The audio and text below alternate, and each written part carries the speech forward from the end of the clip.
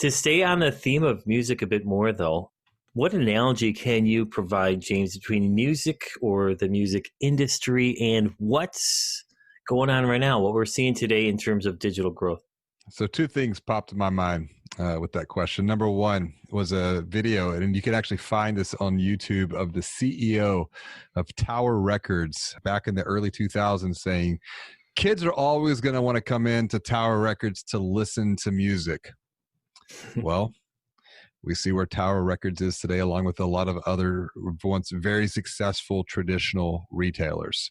Number two is what has happened in the music industry has happened in the financial services space, the credit union space. And that is number one, music was digitized. We went from the 8-track to the cassette. Wait a minute, back up. What was that? We went No, from I was saying, you back it up. We went from the record to the 8-track to the cassette to the CD to MP3, but we're not done yet, because what is music now? Music is now streaming, with Spotify and Pandora primarily.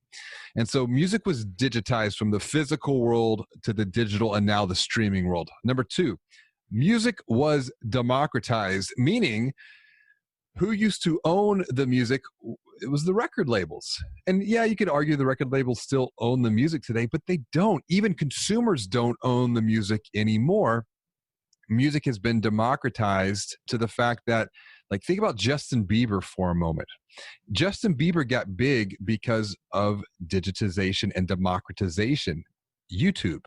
And so anyone now can hit it big in the music space, just like we're seeing not anyone starting a bank or starting a credit union, but what we're seeing is the explosion of fintech.